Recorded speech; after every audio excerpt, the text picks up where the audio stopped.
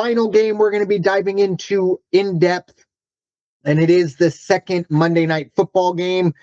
Really tough on I just realizing it now. I mean, the Mariners, if the Mariners are in this game or in the World Series or ALCS, if it's still going on, their team's going to be playing at the same time. But anyways, great problem to have, by the way. Anyways, the Houston Texans, they're heading to Seattle. This will be the second Monday Night Football game. Seahawks are going to be 3.5-point favorites. The over-under is 41. Moneyline sits plus 165 for Houston, minus 195 for Seattle. Raider Jim, your thoughts? Houston at Seattle.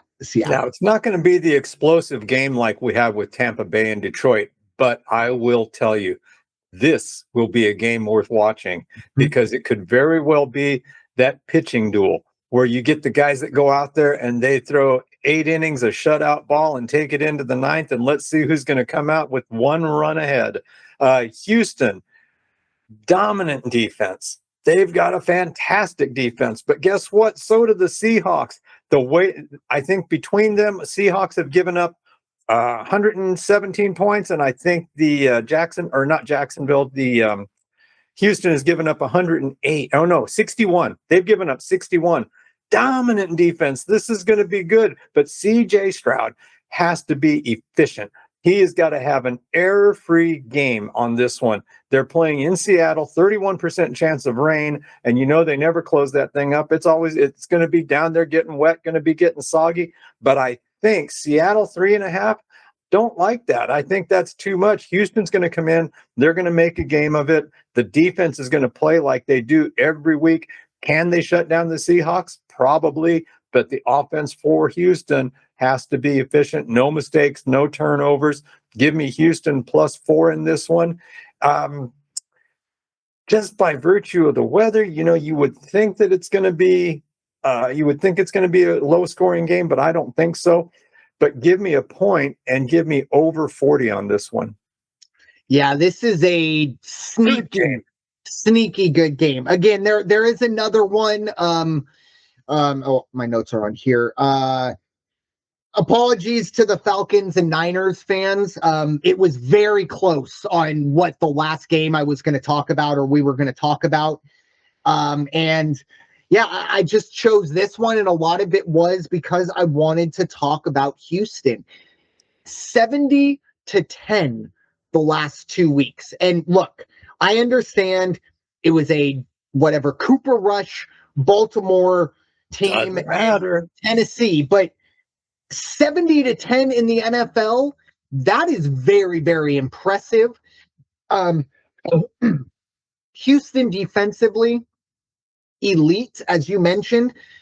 And as good as Denver's defense is, and I think Houston's right there, I think Houston's offense is actually better than Denver's. And I think we're going to see that in this one. I'm going to take 3.5 because I never turn down +3.5. That's just sacrilege to me. But plus 165 might also make it onto my ticket. I might double up on this one. I am very bullish on the Texans. The only thing I do somewhat worry about is what I kind of mentioned earlier. The last 2 weeks they played, well below average teams. Seattle is above average, if not very good. And Seattle's another team that's kind of flying under the radar. It's Mike McDonald. I believe it's Mike McDonald because Mike McDaniel is in. Yeah, so Mike McDonald, very, very good coach. And Sam Darnold is really turning into that. And I know this is a dirty word or a dirty phrase, but that game manager. But you know what? Yep. That's what Seattle needs. They have a great defense. Go out there, as you mentioned, don't turn the ball over. But I do think he is going to struggle a bit in this one. I wouldn't be surprised to see Seattle kick a field goal last second to win it, but that's where the +3.5 comes in. But I definitely like Houston to cover that. In terms of the over-under, I'm also going to go with the under. Wouldn't be surprised. It is kind of a low number when you have CJ Stroud and Sam Darnold. I know they're not greatest quarterbacks ever, but definitely on the lower end. but I just think these defenses are going to get after it. And the other part of it on the offensive side of things, and I always kind of bring this up, and I don't know, maybe people care, but I do. These out of conference games, you're not really going to open the playbook up a ton. I talked about Tampa Bay, Detroit. They may need that win to separate a tiebreaker. Houston, Seattle, the only time these two teams are going to face again, it'll be a neutral site in the Super Bowl. So, I don't think either offense wants to put a ton on tape against a NFC West or AFC South opponent. So I do think we stay under.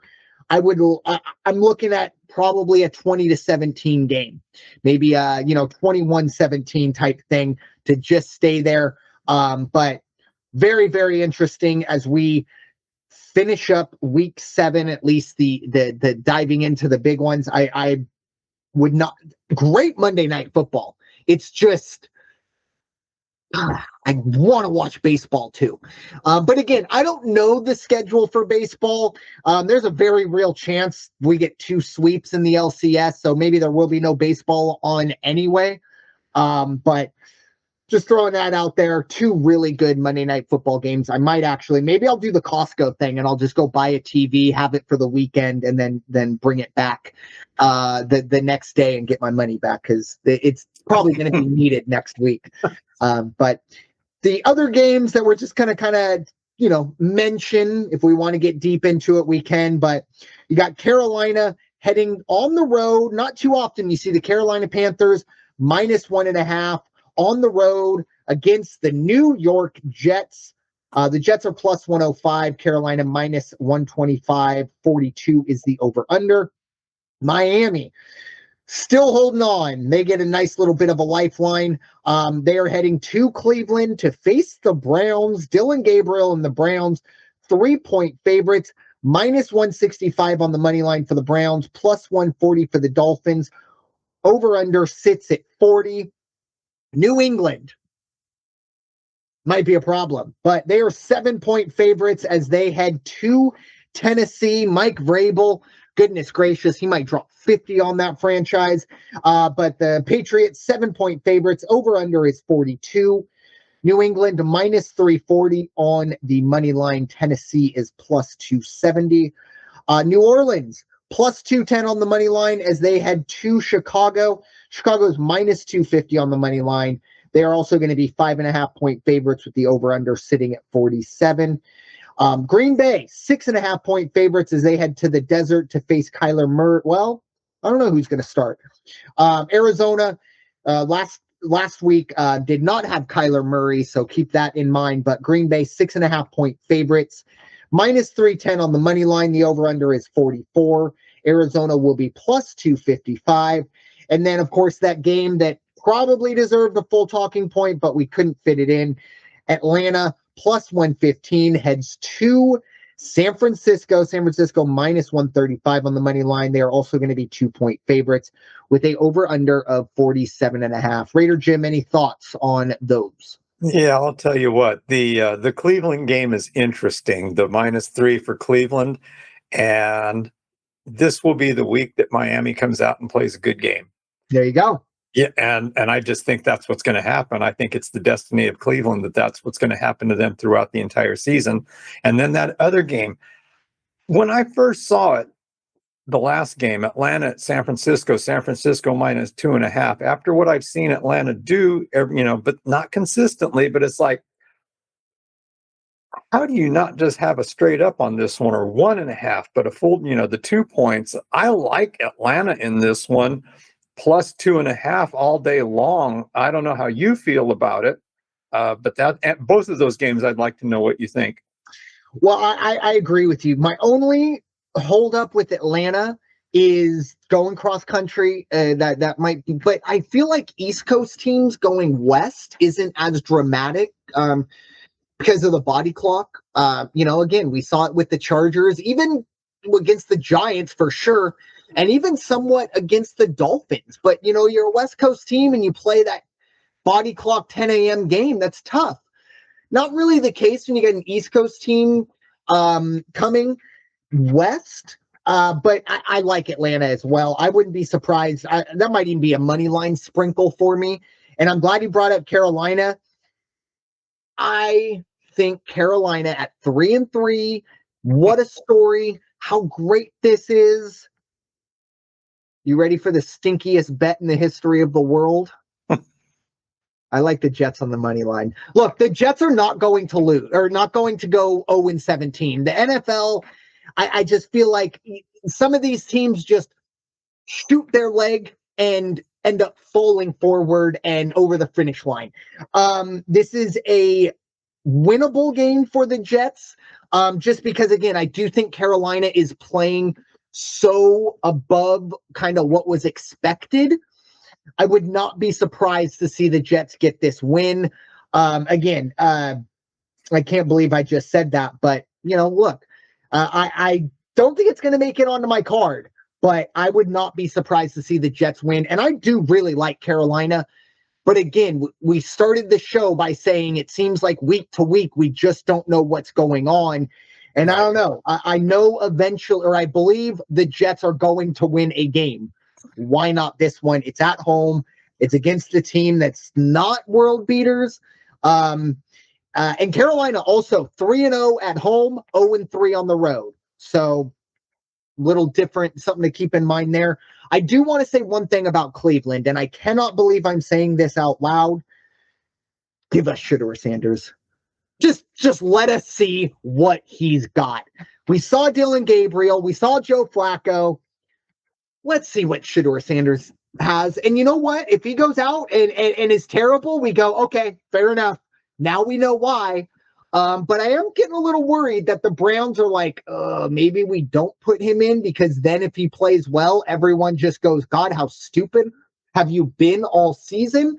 I don't really have an angle on that game because, I agree with you that I do think Miami's going to play better, but either way, you're either taking Miami minus or +3 or 3.5, or Cleveland minus 2.5. And that's just not a way I want to spend my Sunday morning on that side of it. But it'll be interesting to see what they do with that quarterback room, because eventually Shedeur Sanders has to be given a shot. And I don't know. It'll be interesting to see. Now, I do want to say one thing about Myles Garrett. Last year, I was very, very sympathetic for him. He's such a great player. He's never going to make a playoff, or he's never going to have a chance to win a Super Bowl. And then he signed a mega deal. My sympathy isn't really there anymore. Sorry, you knew what you were signing up for. It's not like this team fell off a cliff over the last year or two. You knew you were going to have to play picture-perfect defense to win football games. So, I don't know. Again, there was a quote where someone had said something like, yeah, you haven't been able to rush the passer up by 10 in like 3 years. And he goes, yeah. And kind of does this like poor me face. And again, I'm paraphrasing. But again, it's like, bro, I get it. Take the money. I have no problem with that. But don't expect that everything's going to change just because you took the money. You could have got paid a lot of money by somebody and had your chance to win there. So yeah, I just don't have I really like Myles Garrett. I think he's a fantastic football player. I like the guy overall, but I just don't have sympathy. You signed up for it. You're getting paid a lot to lose. Could be worse.